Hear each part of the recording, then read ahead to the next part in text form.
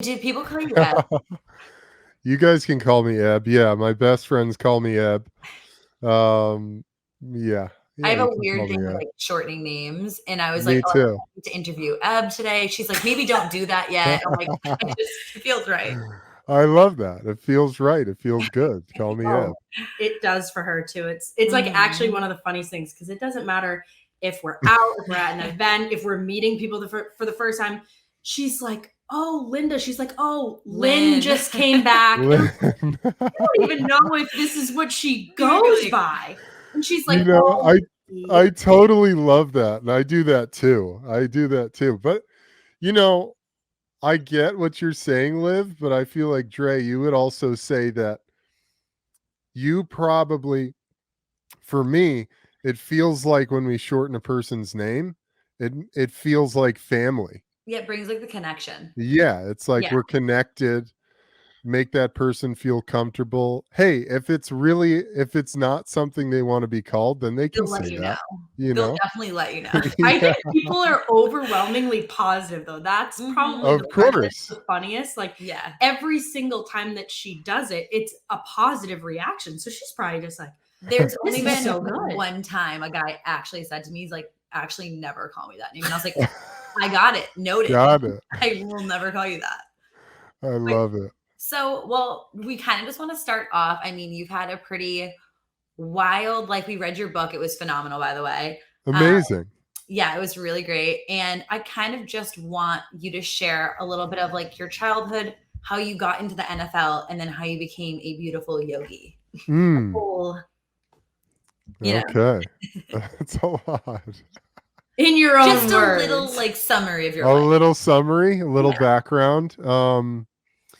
Yeah, absolutely. I was born in New York City in 1987. I lived in Brooklyn until I was 10 years old. My parents got divorced when I was 7. There was a lot of chaos in my childhood, a lot of alcoholism, a lot of mental health issues, depression, anxiety. There was a lot of darkness, and my parents, I love them both dearly, and I have really beautiful relationships with both of them now. But during my childhood, they had a lot going on. Like all of us do, we all do, and why that's important for this story is because when I was about 8 years old, in the middle of that tumultuous time, I was at my grandparents' house in Connecticut, and you guys are in Massachusetts. My whole family is East Coasters, so I totally get it. My grandmother, Estelle Parsons, she was born in Marblehead, Mass. Okay. We used to go to Cape Cod when I was little. Love the East Coast. So I was at my grandparents' house on my dad's side. Estelle's my mom's mother. I was at my grandparents' house on my dad's side. We would go up there when the divorce happened. Part of the deal was my brother and I would spend the entire summer with my grandparents, or at least with my dad. And my dad would just take us up to Connecticut, get us out of the city, get us into the country. Our uncles were up there. We'd play sports from sun up to sundown. We'd watch, great movies. The walls were lined with great books, classic literature. And it was this truly blessed upbringing in the midst of chaos. It's like an interesting thing how we think that a good time is all good and it's sunshine and butterflies and rainbows, but it can be both. It can be Mhm. really difficult and really challenging and really painful, but also really rich and really deep and really beautiful and expanded. And I was blessed to have this family of athletes and artists. My dad's a painter. He was also a Division 1 basketball player. My mom is just a lifetime yogini. wizard, master body worker, but was also editor-in-chief of a number of fashion magazines in New York City during my childhood, like Marie Claire and Elle and some other really big magazines. And so we were up at my grandparents' house one summer, and on the news in the morning came the sports segment, and it was the Jets and the Giants in training camp. And it was just this light bulb clicked on. And I thought to myself, that's what I want to be when I grow up. I want to be one of those warriors. And I looked at it as this vehicle for me to transcend the darkness of my childhood. It was this way for me to prove to the world how big and strong and tough and scary I was. And so my mom would never let me play football. Finally, my freshman year of high school, with the help of my dad, I convinced her to let me play. She was always worried I'd get hurt, which, she's right about. She was right. She's right about that. And from the moment I stepped foot on the football field, my freshman year of high school, is like everything I did, how I carried myself, how I ate, how I walked, how I trained, how I thought about who I was all in alignment of achieving this dream of making it to the NFL, because that's what I was going to do. That's who I was going to be. If anybody asked me, what do you want to do when you grow up? It was, I'm going to play pro football. And it was interesting because a handful of those times I would get the response of, oh, that's a nice idea, but what's your plan B? And I was like, there's no plan B. That's what I'm doing. And so I did the thing. I became really good. I was physically gifted. I was always the biggest kid. I mean, my freshman year of high school, I was like 6'3", 230. By my sophomore year, I was 6'6", 270. And I was surrounded by great people who really supported me on the journey and had world-class training and nutritional guidance and weightlifting and everything you could imagine. It was just like the best of the best that you could. And it was just kind of the blessing of my environment, and the blessing of my parents. And like I said, like, even though they were going through their own things at the time, like, they were still incredibly supportive of me on that journey. And I was very much gifted in having them in my life and their influence. So around my junior year, I started, maybe after my sophomore year, started getting all the scholarship offers to attend 10 to 20 various universities around the country. I chose University of Arizona in Tucson, because I really loved the coaches. I wanted to be a part of bringing the team back to a bowl game. They hadn't been to a bowl game in 10 years. And I wanted to be a part of the team that brought them back to the bowl games. And on top of that, though, they were the only school that offered me that had a creative writing program as a major. And I think it was somewhere around my sophomore or junior year of high school, I realized that you can major in creative writing. And I always loved storytelling. I loved writing. I loved using words to share stories with people. That was something that just sort of, it was an intuitive, I was gravitational, I was pulled intuitively to do that. So University of Arizona was the only school that had that.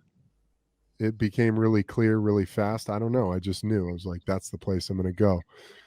Everybody's like, yeah, be sure you got like USC, UCLA, you've got fucking, Tennessee, Oklahoma, Cal, you got all these incredible schools. I was like, yeah, I don't know. Arizona's the place.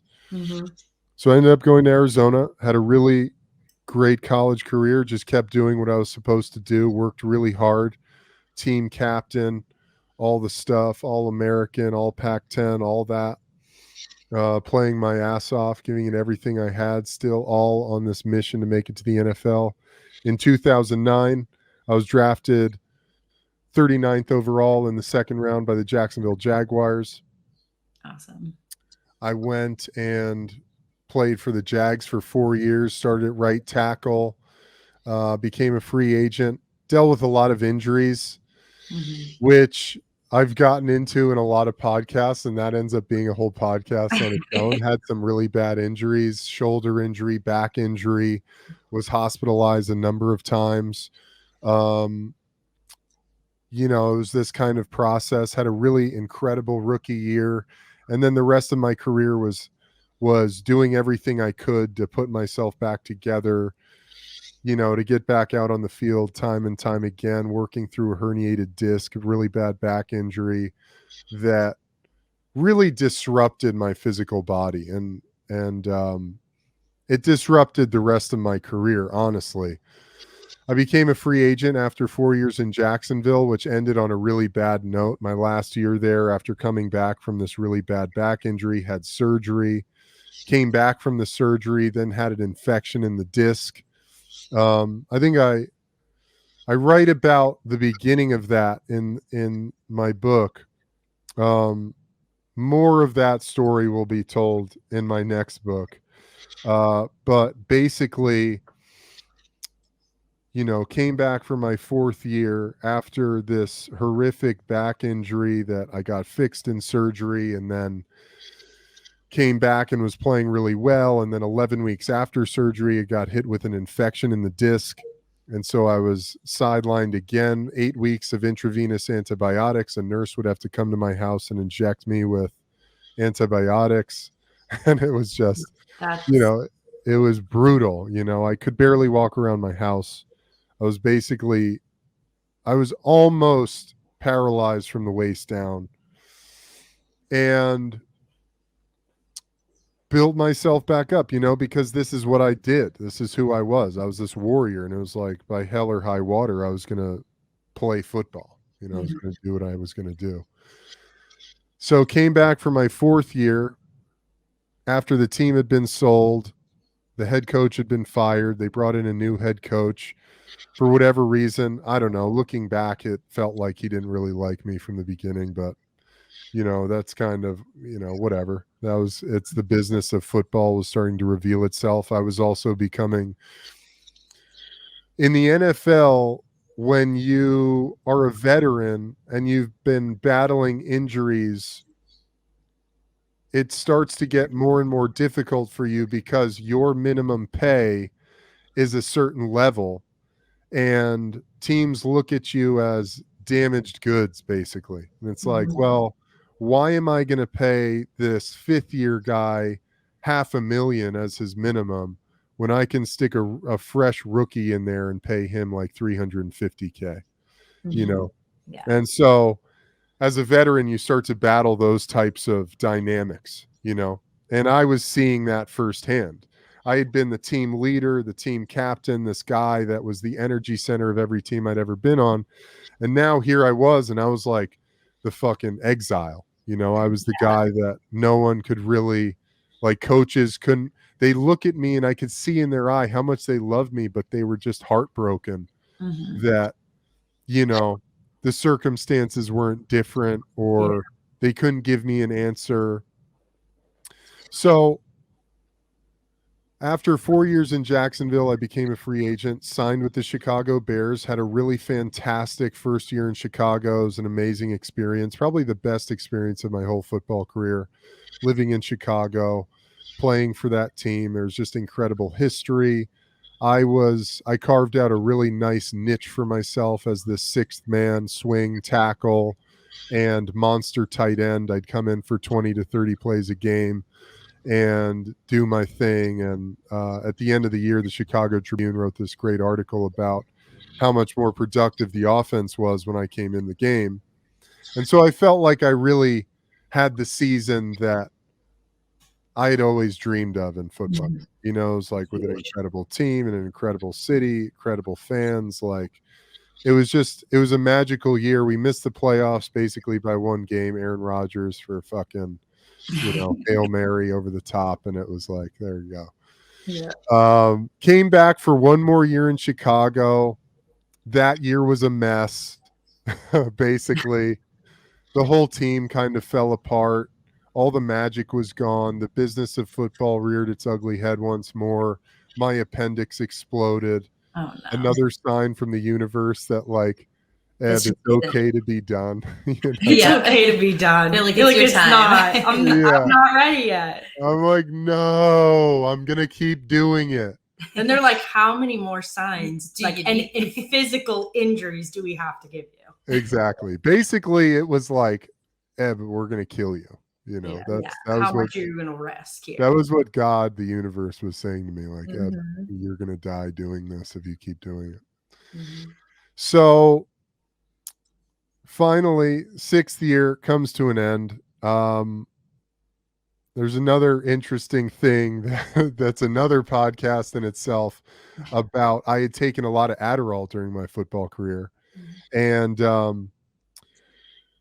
at some point after my appendix ruptured and I came back to Chicago after a week in Los Angeles, because I was back home. My high school was retiring my jersey, and after the ceremony I was literally doubled over in pain.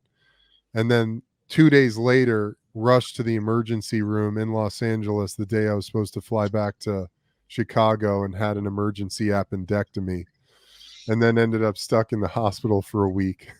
Oh no. And then flew back to Chicago. Why was I saying that? There was an important part of that. Oh, so I'd ran out of Adderall. And on a day when I didn't have my Adderall prescription, I took a teammate's Ritalin. And I was thinking to myself, you know, it treats the same thing. I have a therapeutic use exemption to use Adderall. It shouldn't be a big deal. I'll just take this Ritalin because, God forbid, I have to sit through meetings without some type of medication running through my system. It tells you where I was at mentally and emotionally. And it'll be fine. Even if I fail a test, I'll have a great reason. It'll be cool, whatever. So, of course, the day I take the Ritalin, at some point I get drug tested. And then after the season, I find out I failed the drug test. And they send me this letter. They say, Eb, you're going to have to serve a 4-game suspension going into next season. So that was really, to me, it's interesting. All the injuries weren't the signs that I took. That was, to me, the final, like, oh, it's okay if I'm done. You know, it's okay if I'm done. And so you can see all of that story in a movie on Netflix called Take Your Pills. It's a whole documentary about Adderall. I was one of the main storylines in it. Really great movie, great documentary, which gave me a lot of interesting context on my experience with Adderall and what it did for me during my career. So I came out of football, a lot of pain, a lot of highs, a lot of lows. I was physically, emotionally, mentally, and spiritually destroyed, literally from top to bottom. I was totally broken down. Yeah. Yeah. It's expected And, too. It's a lot you of know, years of abuse on your body, you know. And it's like your whole identity. Like you work your yes, entire life to be this person, and not just this person that made it to the NFL, but also someone who can handle any physical challenge and injury. And it's like if you walk away from that world, you completely walk away from the person that you've also created all these years. yeah, it's very well put. I was very well put, and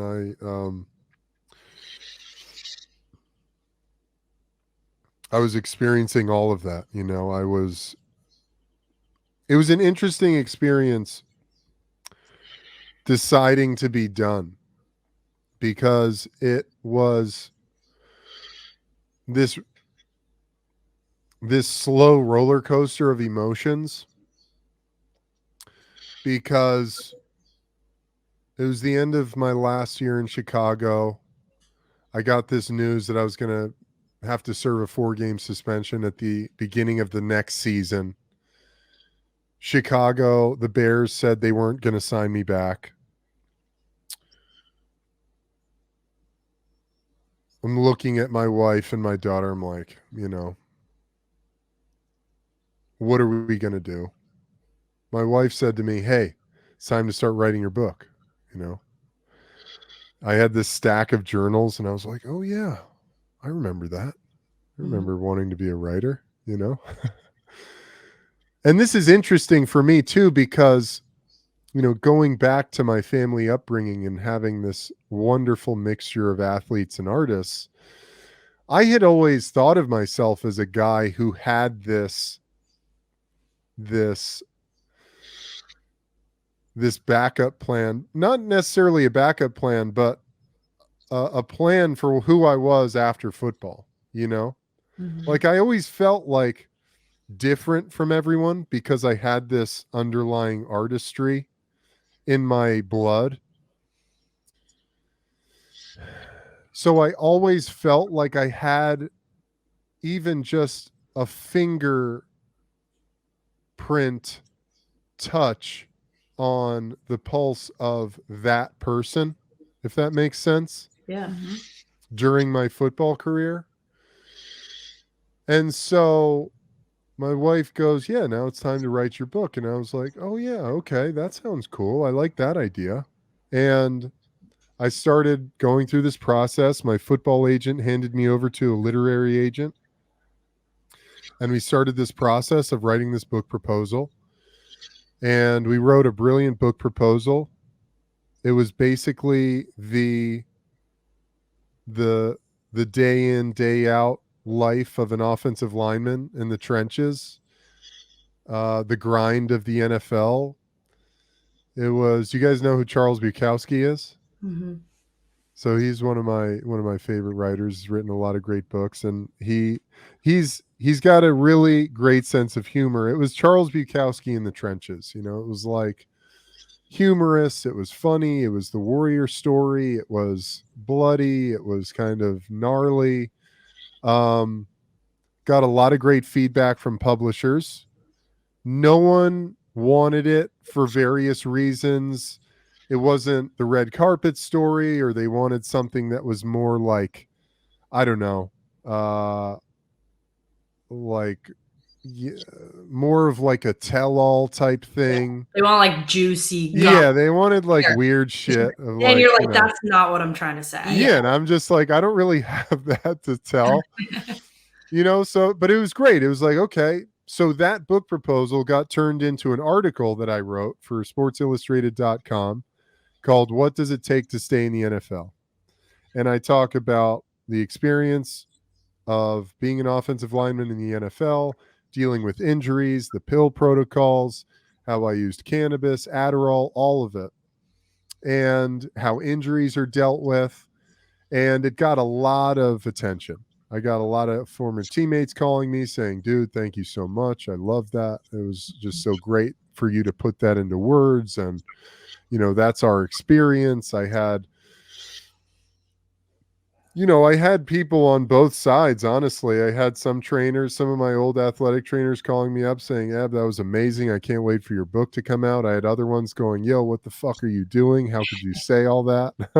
Yeah. You know, and I was like, dude, I mean, first of all, I didn't say anybody's name, and this wasn't about calling anybody out, any individual out. This is about calling attention to a broken system that isn't working, you know? And so that article, though, was very important because it started me on this journey of truth telling and sharing my experience to be of service to other people, the world around me. And that book, that article led to really cannabis advocacy, because shortly after that, I got a call from my football agent and he said, Eb, I want to introduce you to Kyle Turley. Kyle Turley was one of my childhood heroes. He was an all-pro offensive tackle, played the same position as me.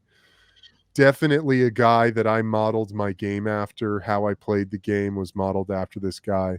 And he had been the tip of the spear in this movement of calling attention to cannabis as medicine for football players.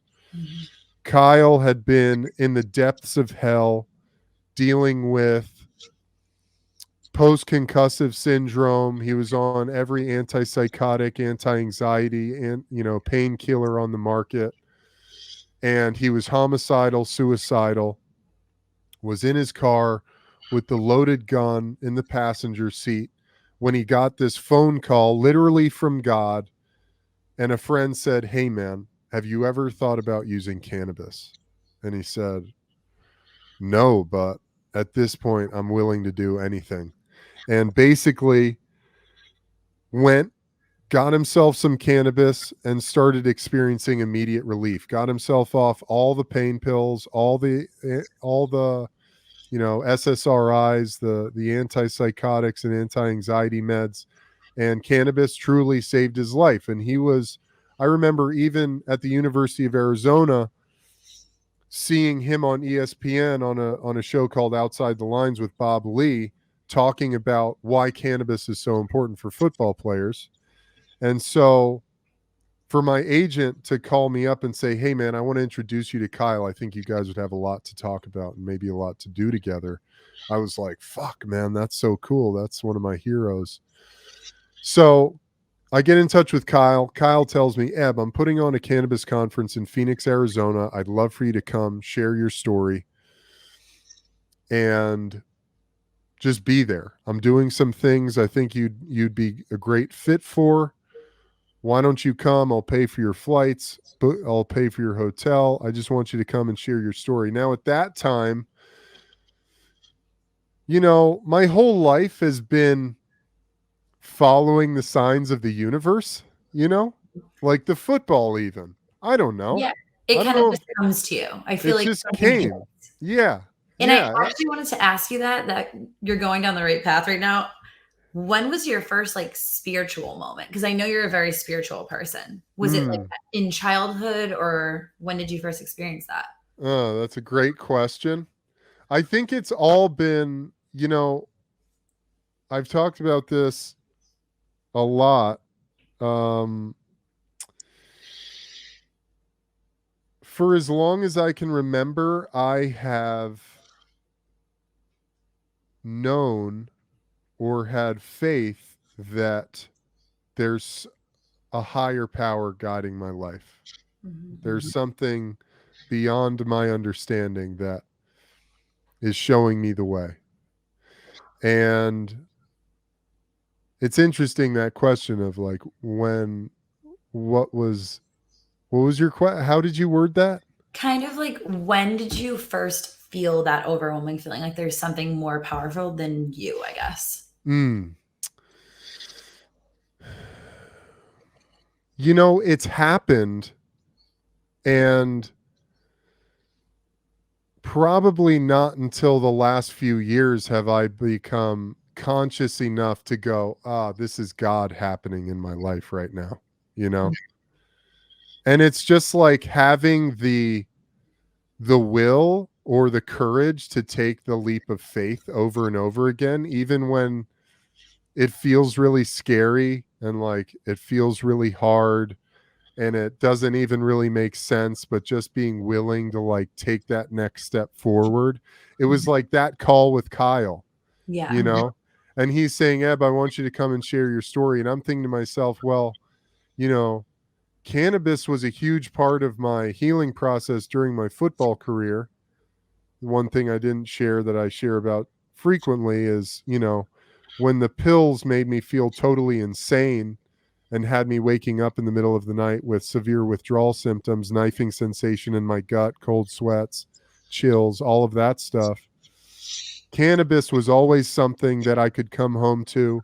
It decompressed the mental and physical and emotional stress in my body. It helped me connect with loved ones. It helped me get a good night's sleep, wake up the next day feeling recovered. Mm-hmm. And I was just following that intuitively, especially as a team captain. To me,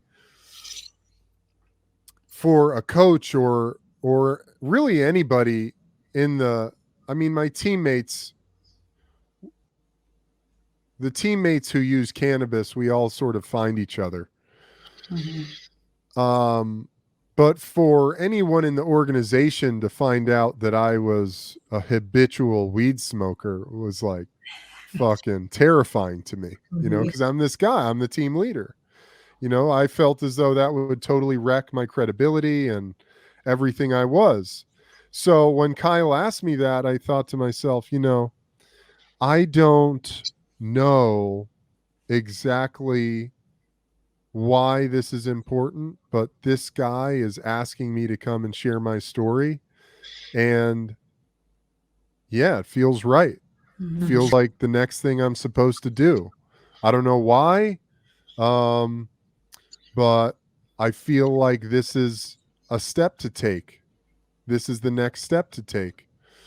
So, and I didn't really have any of the scientific knowledge that I do now. I didn't have the historical background about what the cannabis plant is and where it comes from and how it's been so. I mean, obviously for me, it was like during my football career as a team captain, I would think to myself, man, if anybody finds out I'm smoking this back alley drug, I'm fucked. You know? Which is so insane because you're like, look at all of the things that you were taking I to know. function. When in reality, you're like, I was at my worst mentally from those types of drugs that are accepted. And I was using this outside drug to actually feel better. Like for once, to feel better, to feel connected to loved ones, to feel connected to yourself, your body, to be able to sleep. And you're like, this one is the one that would be the biggest problem out of everything that I'm doing. Yes. Yes. And isn't that an interesting thing?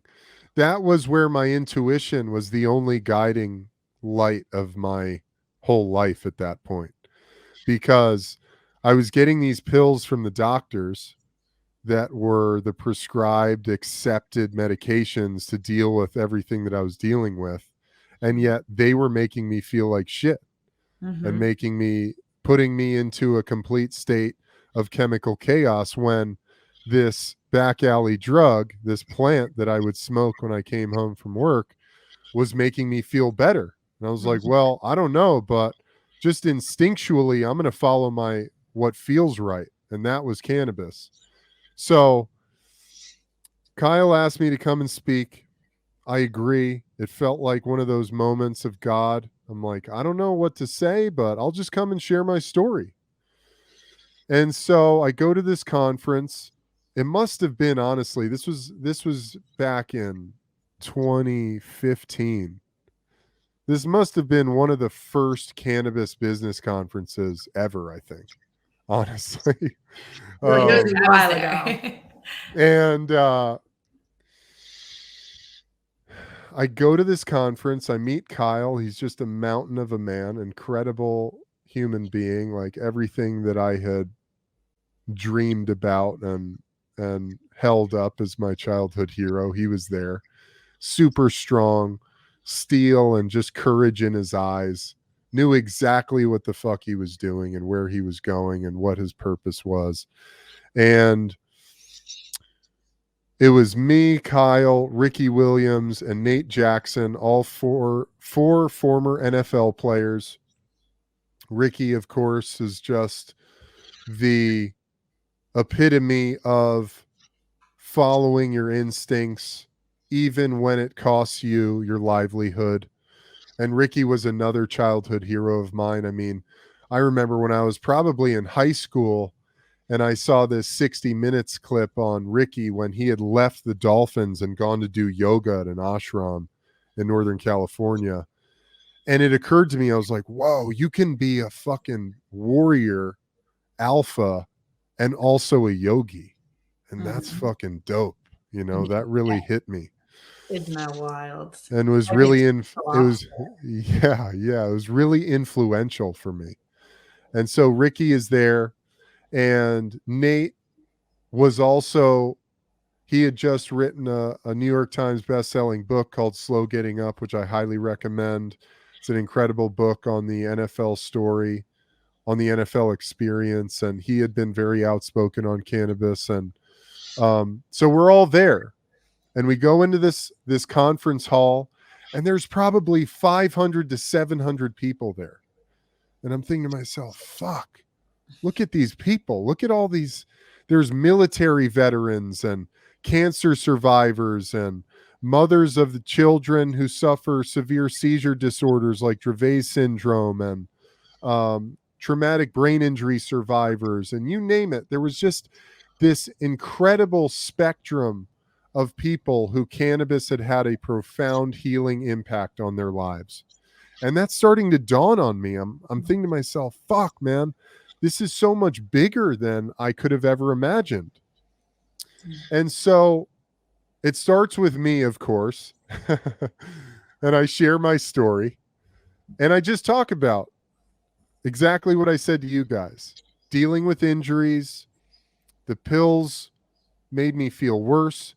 Cannabis helped me come back to myself. It helped me recover. It helped me feel rejuvenated. And as I'm saying that, I finish up my story and I'm looking out at all these people, and it's just starting to dawn on me how important this is, how profound this plant is, how I've been thinking my perception of this plant has been completely wrong for so long, for my whole life. And then Kyle starts to speak, and Kyle begins with saying that the federal government, the U.S. federal government, has a patent on cannabinoids as neuroprotectants and antioxidants, patent 6,630,507, and that they've seen in studies that the cannabinoids, the chemical compounds found in the cannabis plant, actually help heal the brain after a traumatic brain injury and can help protect the brain from future injuries. And then he goes on to say that every living creature on Earth has an endocannabinoid system, and that we produce endogenous cannabinoids, mirror replicas of the chemical compounds found in the cannabis plant, to facilitate everything from our mood, our appetite, our sleep rhythms, how we feel and deal with pain. And in an instant, with that knowledge, all of a sudden, my whole experience is crystallized and validated and legitimized. And I think to myself, fuck, my intuition, my instincts were right all along. Mm-hmm. I was just fed this lie that I was allowing to creep in and infect my whole perception of how I viewed this plant. And so it lit this fire. That experience lit this fire in me of speaking truth and then immersing myself in not only the history and the science of the cannabis plant itself, but immersing myself in these things that I've always been instinctually drawn to: holistic healing practices and alternative medicine and yoga and meditation and other plant medicine. And it just started me on this journey of healing that continues to this day, honestly. I mean, so we can I'll let you, we can go from there wherever you guys want to go. Like, I know that this is something that you've probably said so many times that it's like second nature to you, but I bet when you first got to that concert, what am I saying? You're like, conference. When you were at the conference, it's like you probably had that oh shit moment of, not only have I always known, but this has been portrayed in my industry specifically, amongst society as a whole, as something so different. And just because I didn't give myself that kind of like that free pass, like we're talking about, where it's like, I trust my intuition, I let it guide me, I let signs from the universe and God guide me towards my next steps, towards my like real true path. At that moment, you're probably like, whoa, all of those little signs that I had, that this was helping me and this was helping my friends. And now you're really meeting people. You're like, not just physical injury, but disease, mental disease, physical disease, spiritual disease. You're like, whoa, everything that I've seen in myself, all of these people have a story just as crazy, just themselves. Yeah. And Absolutely. you're finally validated, which is just an incredible feeling too. Absolutely. Absolutely. You know, it's interesting what you're saying. And that was a really important part of the process, like finding this new community, finding this new tribe of people who Because at the end of the day, guys, we've all experienced immense amounts of pain, suffering, adversity, challenges, whatever they might be, from top to bottom. You know, every single person. No one's had it easy. Even people who look like they've had it easy, they have their own issues that we can't even perceive of. It's that old idea of never judge a person until you've walked a mile in their shoes. I mean, you don't know. And I had that profound realization when my daughter was born and I was looking at her on the floor, and it was like, it dawned on me all of a sudden that every single person we come into contact with was this innocent, helpless baby. And we have no idea the path they've walked to get to where they are when they're standing in front of us in whatever form they appear in, whether it's they're angry or sad or happy or joyous. Like we have no idea the millions of steps they've taken to get to that point where we are in confrontation with them, whether that's good or bad, negative or positive, whatever it is, you know? And with that insight, it's like, man, can we just have a little bit of compassion for each other? And it's so funny because you realized it with your child. I know we've talked about it before. I've realized it so much with my friends because you start to have emotionally in-depth conversations about not just what you want in life and the things that you've been through, but really why you are the way you are. Like, why do you believe the things that you believe about yourself, about others? The entire belief structure that you have in your life comes from the experiences you have.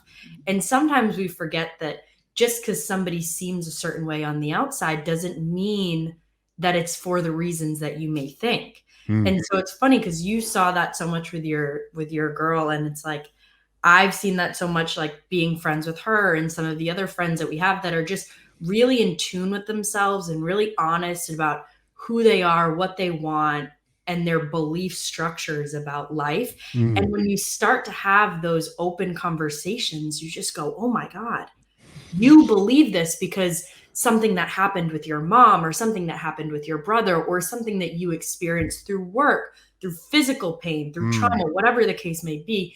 And you built an entire belief structure about maybe one event. Yeah.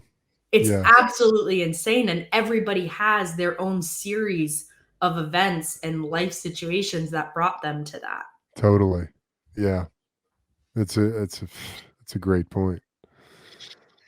We always have those conversations and they're always like, really? Like, that's how you think? Like, oh my God. Like, even it's so funny. I know that this is going to sound outrageous because we had a relationship coach on our podcast recently. And I was laughing so hard because I was like, he, at the beginning of this conversation, probably thought we were in a relationship because I was like, you know, what we would do with like a man, we would also do with each other in the sense of like, how do you learn to communicate and how do you talk about fears and goals and how do you want to be pushed to be successful and supported and all of those things. And here I am like, oh, you know, like we have those chats and it's funny, but it's so the truth. And that is what it taught me so much more about myself because I was finally understanding like there's a reason that this is this person's belief or their reaction. And they have all of these situations in their lives that have made them believe X, Y, or Z, whatever it is, right? And so do we. Yeah. And kind of start to think, you're like you said, you're like, what are the good and bad? What are the positive and negative? What are the things that are helping me or hurting me? Whatever the words that you end up using. And you're like, what are the things in my life that serve me? What are some of those beliefs? What are the things that, you know, you need to heal in order to have that next stage of happiness and fulfillment and whatever it might be? Yeah, absolutely. How old are you guys? 27 and 26. Nice. Right on. And just communication, like when you have two different dynamics or whatever it is, you might be thinking one thing and the other person says the complete opposite. And you're like, how did you get to that point? But it's all of where you come from. So it's really crazy how that plays out. Absolutely.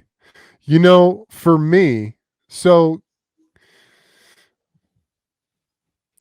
the blessing of my life is that it forced me to go through this healing process. And my childhood and then football and all the wreckage I caused because of my childhood trauma that was totally unresolved that I carried into my young adulthood. And then, here I am, I'm married and I have a baby and I have no fucking idea who I am outside of this game, outside of this identity I'd built for myself.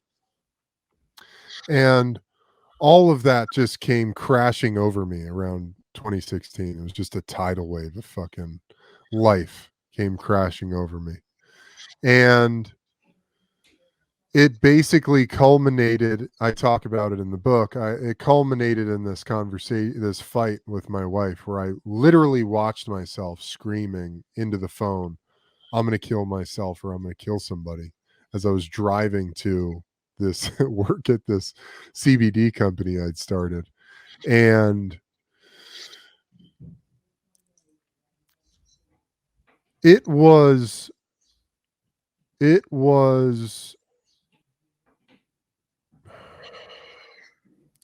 myself, I had hit critical mass. There was nowhere left to go for me. And I had to confront myself, essentially. I had to confront who I was, what I was, the state of my life, my own unhappiness, my own pain, my childhood, the mistakes that I had made therein, all of the wreckage that I had caused that was a direct result of never looking at myself. That's a lot. Mm-hmm. And so, God bless her, my wife went to my mother and said in tears, I don't know what to do with him. I don't know what to do. I'm really, I don't know what's going to happen. And I was at the office. I love that I can laugh about it now because it was really it was painful. It was so painful, so fucking challenging and heavy. And my mom called me up, and I knew that she knew. I knew. She's like, Eb, how are you? I'm like, And she said, Eb, why don't you come over for dinner? I said, okay. And so I came over for dinner, sat with my mom, my aunt, my brother, and we had this conversation. And it was just like, hey, we come from this family that's been heavily affected by the disease of alcoholism. And these are the types of things that start happening. But the beautiful part is we have tools. There's tools, there's places to go. And so from there, I went to my first Al-Anon meeting, and it was a men's meeting here in LA. It was such an incredible experience. And I went to this first Al-Anon meeting, and it was this all men's group. And this guy, this lead, he started sharing his story. And it was like he was telling my story. He was talking about my childhood and emotional codependency and making myself small to make everyone else okay, and how that just became unsustainable because inevitably I was always putting myself on the back burner, and then I'd create resentments and shame and guilt, and then I'd act out and things would happen, and it was just, he was telling my life story. And I walked in there just cloaked in shame and shit in this black cloud, and I walked out, I just burst into tears. It just cracked my heart open. And it opened me up to this realm of A, I'm not alone in my suffering. Mm-hmm. B, there's tools and there's people and there's support, and we don't have to do it alone. And then C,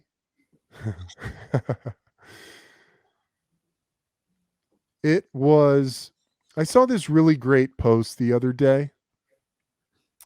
that simplified it in such a beautiful way. You know, we think that we kind of get into this place where I want to read this thing because it was so perfect. And this really speaks to God in real time.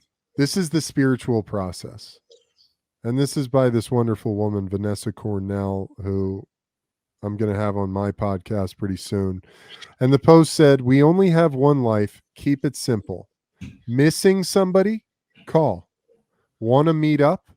Invite. Want to be understood? Explain. Have questions? Ask. Don't like something? Speak up. Like something? Share it. Want something? Ask for it. Love someone? Tell them." You know, and it's like, fuck, man. I was there, like, I was literally writhing inside with all of this stuff. And all I had to do was just open up, you know, and just start talking to somebody. The challenge is, who do we talk to? Who are we safe to share it with? And that's why I think 12-step programs are really a fantastic modality for anyone who's just caught in a place of not knowing where to go or where to start or who's safe or who can I share with. But it's like, it's simple. You know, we want to make it really complicated. And this is the medicine. Connecting with each other, because nothing happens when you keep it all locked up in isolation. Nothing happens. We can't heal that way. It's impossible. We're not going to do it. It has to come out. And it's so tough though, because those are the hard conversations. And yeah, it doesn't matter. What I've realized too is like, it doesn't matter who you are, whether you're this big, tough football player or you're just somebody that has the identity that like, I have it together, I'm good, everything's fine. Or the opposite, where you're like, I can't share my emotions because in the past when that has happened, everything is crumbled. Like you said, like, oh, you had to make yourself smaller to make everybody else okay. Everybody has those preconceived notions. Yeah. But the connectedness is really what saves us. Being able to share with people that we trust and share with people that have our best interests and just want to be there to support and understand and just genuinely be there as a friend. That is what heals over time. And I can't even imagine what you were going through at that time, because it seems like everything was crashing down all at the same moment. And it's like, you're just going to explode. There's nowhere to go. And for so many years, like, you know, like as human beings, we like to make up these cute excuses, right? Where it's like, I am so career driven that all of this has to wait. Yeah. So all of the emotional baggage, everything that's currently going on, everything that's gone on in the past, like that all needs to be on the back burner, because this is my main focus, the NFL, my career, my life, my children, whatever the thing is, right? Like this is my focus. And I think sometimes as human beings, we forget that like our number one goal is to connect with other people and to share not just our feelings, but our experiences and the things that we've seen and done and been through. And without that, you lose such an important piece of what life is about. Absolutely. I forget who said it, but someone was talking about how like in life, everyone wants to highlight the happiness and the goods and all the things in life, but part of life is sorrow. It's pain. It's, you know, going through things with people. And even you going to that meeting, it's so beautiful to see that you're not alone. And everyone suffers, like you said, in their own way. So I think, you know, just putting that all together, it's just beautiful to know that we're not alone. We're all together. We've all had our things. But yeah, you going through, so this actually kind of translates to where I was going to bring you to next. So you're going through all this hardship, you're in a dark place. How do you, one, start to come out of that? And I know meditation's a huge piece of your life, and I think it's so important. what would you say is like for someone who's struggling right now? Like, what is a good way to start meditating or to start kind of like getting out of your head and into your body? That's a great question. First, that was the start of my healing process, was stepping out of isolation Mhm. and finding my way by God's grace to that men's meeting. And that is, I think you guys said it so perfectly with what you just said. Connecting with people, you're not alone. Know that you're not alone. There's always someone there. Whether you can get to a men's, whatever, you can look them up, Al-Anon, AA, whatever, if that feels right for you. Those are available all over the place. 12-step programs are amazing. If that doesn't feel right, I guarantee you have a friend, a family member who you can call and just express what you're going through. There's somebody out there who is absolutely willing to hear whatever you have to say, and you're totally safe, and you're supported, and you're loved.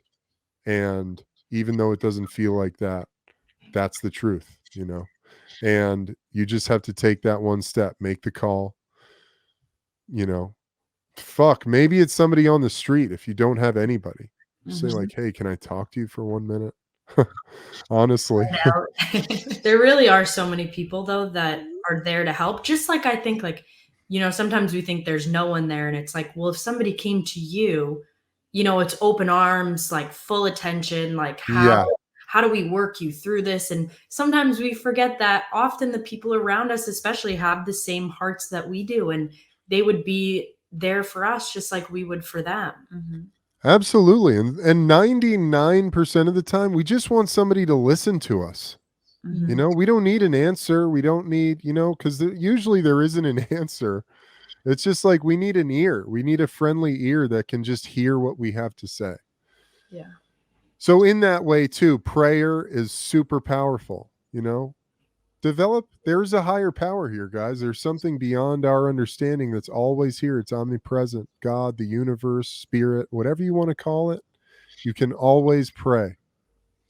And I'm not a religious guy. I'm just deeply spiritual and have a connection with God as it occurs to me. And we all have a connection to that if we want to cultivate that.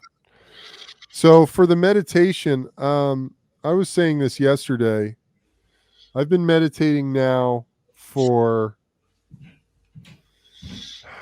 probably 6 years, every day for the last 6 years. And beyond everything I do, I don't think there's anything that has been more transformative for me.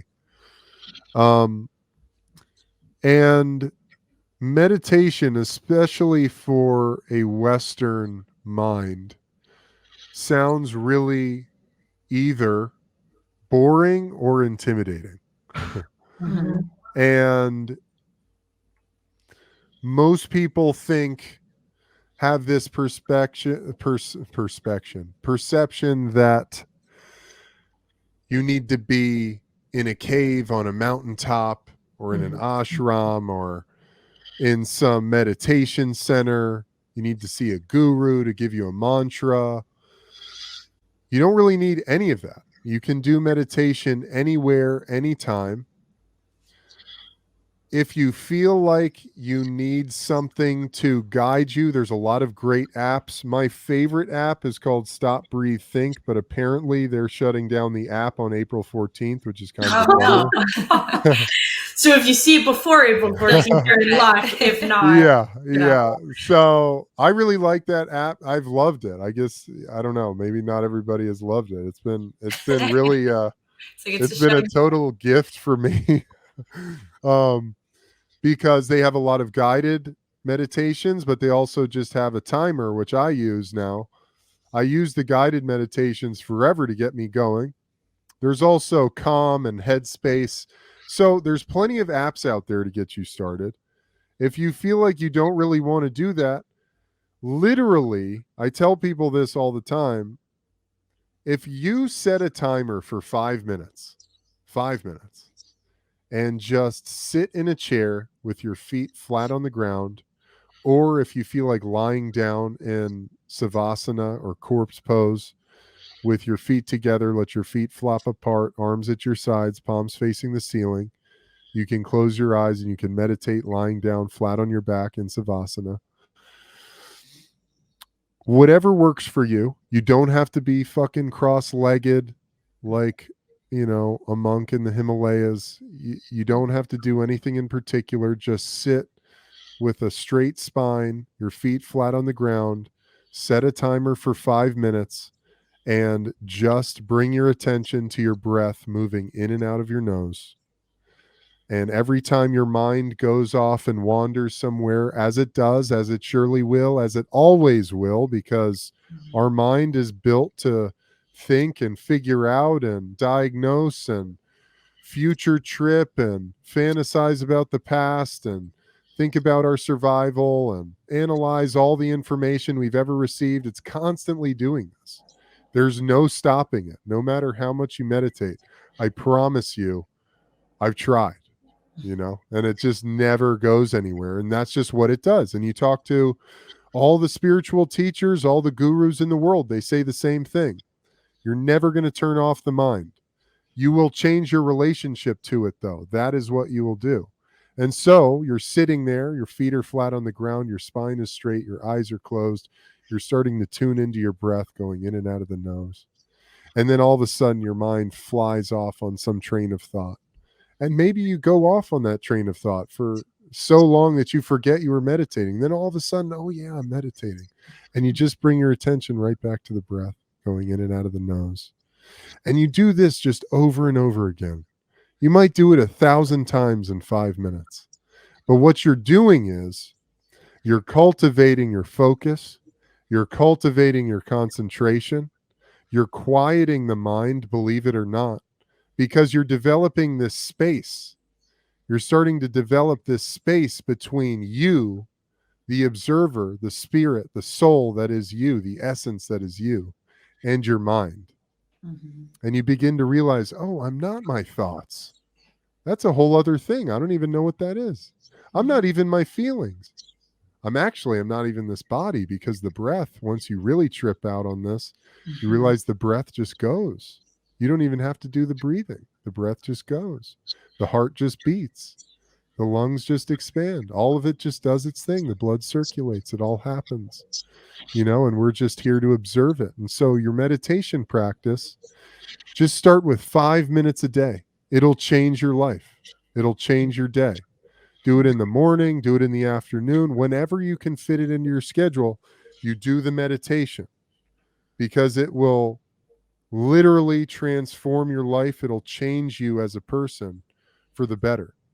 I love when you say it for 5 minutes too, because I feel like that's part of the hiccup in all of this, right? Like sometimes it's this huge thing and you need all of this guidance and you're not enough to do it on your own. You need to search elsewhere, and that couldn't be more of a lie. It's like when you're trying to work out and go to the gym, it's like you don't need to be there for 3 hours doing every crazy thing that you've seen in the world. Like 30 minutes consistently is going to be what's going to get you results over time. And it's like the same thing with meditation. It's like, if you can commit to 5 minutes a day, doing that after a week is what's going to make you feel really good versus, oh, I need to learn everything I need to learn about this. I have to learn from the best in the world. And it's like, enough. You'll get there in due time. Like you can check all of those boxes in the future if that makes you happy. But what can you do right now? Even if you're busy, even if you're traveling, even if you're hectic, it's like we all have 5 minutes. And that 5 minutes could be the thing that inevitably changes your life in the future. Absolutely.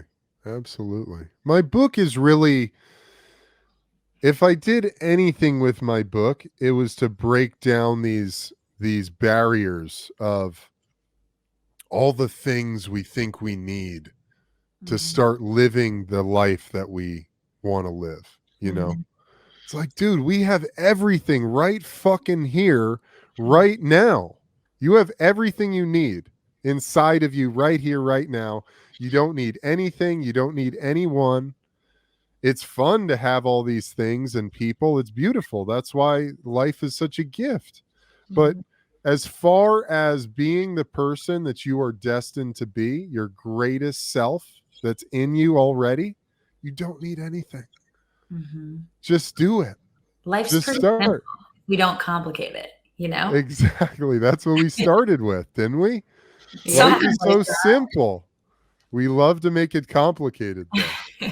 I love that, though. You make it easier. And you I love that you said that you will think other things, because when I started meditating, I would always beat myself up. I was like, oh my God, I can never just not stop thinking, even if it was 2 minutes. And even that's like great. I'm like, this is awesome. But you start to learn it as you go. And there is one thing that I have to ask you before we go, because I love to know about people. What is your go-to morning routine? Oh, my go-to You got to morning get routine. detailed with this. I love that. Morning routine. It is, for me, it's the most important part of my day. Most important part. Because you set the tone for the whole day. And once you do your morning routine and you set the rudder of who you are and what this day is going to be, life is a miracle. It's only, you're flying. You're a beacon. So for me, I wake up, I drink a couple big glasses of water with lemon and salt. Lemon and salt are really good because they're great for your adrenal glands and your hormone production. It also warms up your digestive system. Your stomach gets your stomach acid, your digestive juices flowing, and that's room temperature, not cold water. So I drink a couple big glasses of water. I go outside, I do my breath work, which is 3 to 6 sets of, I start with a long inhale in through the nose, a 6-second inhale like this.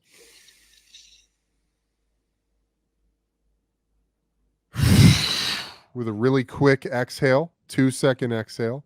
And I do that for about 2 minutes. And then from there, I do 3 to 5 sets of what people would know as Wim Hof breathing or Tumo breathing. Wim Hof brought us in the West, he brought us this ancient breathing technique called Tumo, which was, I don't know what the word is because it's not invented, but it was innovated. It was, brought out of the ether by Tibetan monks living in the Himalayas who had to endure severe weather situations. And so they would do the in the nose, the Wim Hof that we know as Wim Hof. It's like 20 to 30 breaths. 30th breath, hold it all out for a count of 30. After 30 seconds, you take a deep breath in, fill your body all the way up with air, top it off. Even when you feel like you're full, hold that in for a count of 10, and then let it all go. And I'll do 3 to 5 sets of that. And then I'll do some pretty basic stretching. Depending on the day, I have this thing called the X3 bar, which is an amazing. Have you guys know that? Yeah. The best, literally, I mean, I think it costs like $600 to $800, but literally the best 600 to $800 I've ever spent in my life. You don't need any other equipment than that. And so I'll do that after some light stretching, which is basically 10 to 20 minutes on the X3 bar. Depending on the day, I'm teaching a lot of yoga. I'm super active. So if I'm feeling a little sore, I might, instead of the X3, do 10 to 15 minutes, little yoga flow. But then after that, I'll do my 20 minutes of meditation, and then my day is started. You know, I might take the dogs for a walk, whatever's going on. I mean, it depends. My schedule's pretty, it's, as Dave Meltzer says, which I love, he says, I'm active. It's not busy. I'm active. I'm very active. So my schedule is very active and full. So, but that is the first hour of my day is right there. That's what I do. Oh, I forgot. So after I drink the water, though, this is really important. And this has been a big part that I've added in the last few months. I have affirmations that I've written on a little note on my phone, and I'll read these affirmations out loud to myself. And I'll read them to you guys right now. And normally, you know, I have been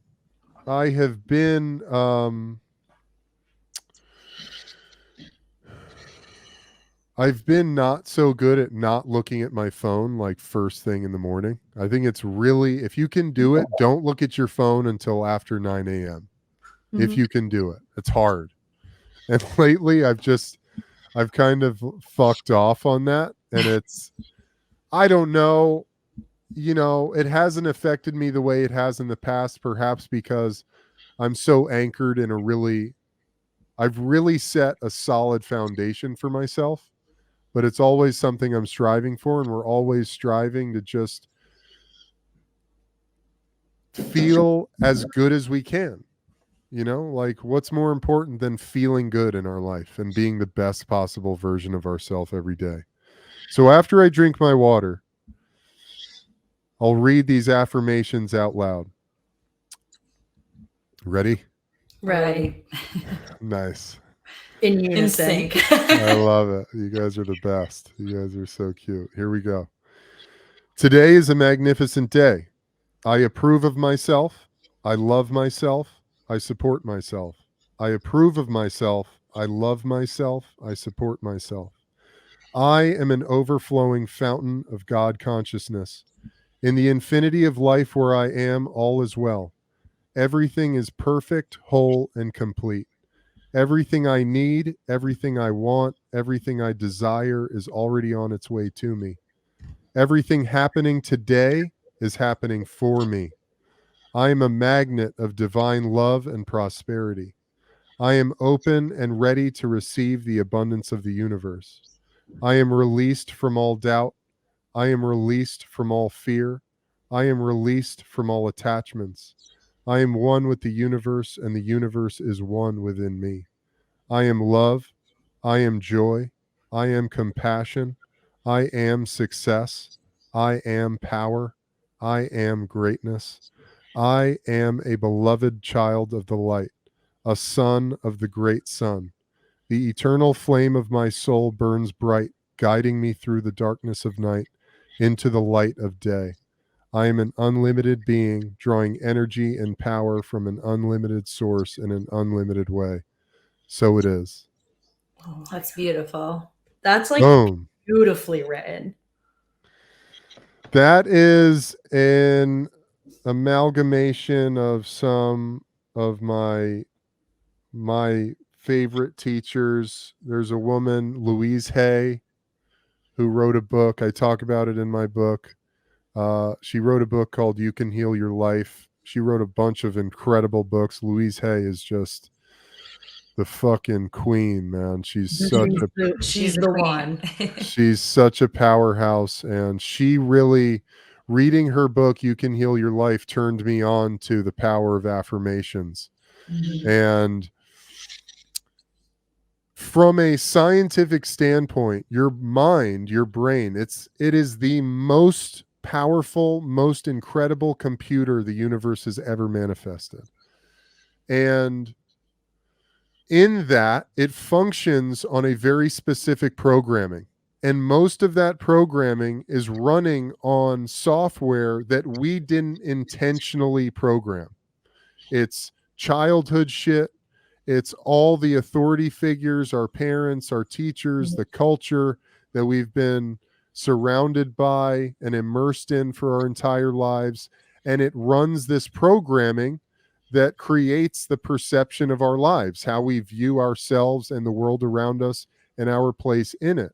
And so much of our adulthood, our adult life, becomes about deprogramming all of that bullshit because it doesn't serve us, and reprogramming it with what serves us in being the greatest version of ourselves. And so you can say whatever you want. And I encourage people, like, take that word for word, or whatever you feel like you need to hear. What's the thing like you wish somebody would say to you? Say that to yourself. Just start saying it to yourself. And it's interesting because I know I keep saying this, but I did write this in the book. This is an important part. When I started doing these affirmations, I heard there was this little voice, this little self in the background that would laugh and be like, yeah, right. Yeah. Sure, man. Sure. And I just say, fuck it. And I just kept doing it. And now that voice doesn't even exist anymore. You have to override. Yeah, you just override it. You re-fucking program this thing, man. Because this is your life. This is your life. Yeah, and you almost just sit there and you're like, I feel silly. And it's like, why do I feel silly? Like, yeah, why do I feel silly? I care about. This is something I want to remind myself of daily. And where does that come from? And that's more of a societal pressure. Like, oh, what would my friends think? Or what would these people think? It's like, why the fuck do you care? Like, what is your goal? Like, you want to believe these things. Not only are you going to say them daily, but you're going to embody them. You're going to work towards these things and create them in your physical reality. Like, even it was so crazy because one of the things that you had said reminded me of, I had a Reiki session done in Boston. And she just, it was honestly like, she was the first person that I had ever gone to. And I don't know if this was the first session or the second, but she had said to me, she was like, repeat this in your head. I am powerful. I am purposeful. Yeah. I was like, okay, I can do that. And I started saying that over and over again. I am powerful. I am purposeful. And it stuck with me. And she said, okay, now add in, she goes, say, I am whole. I am complete. So I am powerful. I am purposeful. I am whole and complete. And that has stuck in my brain since. And it's not even necessarily like a daily practice. It's just, you know, sometimes someone tells you exactly what you needed to hear at that moment. And it's just like this. It's like, what is it that you want to say to yourself? What is it that you wish someone would say to you? What is it that resonates with you? Use that and just kind of go with it. Allow that little like judgmental brain to just kind of hit the back burner for a second and just do the things that you actually want to do. Exactly. I love it, guys. Well, you just summed that up perfectly. What a way to end this podcast. I'm going to play that. Like, I'm actually going to like clip that and like put it on TikTok and play it like as a loop. Please send it to me. I'll fucking post that too.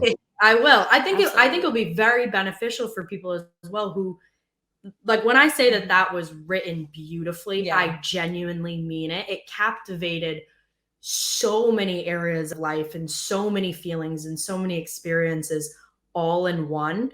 It's definitely longer. I mean, you probably can't recite that just off memory alone, but it's something you could definitely play as part of a meditative practice.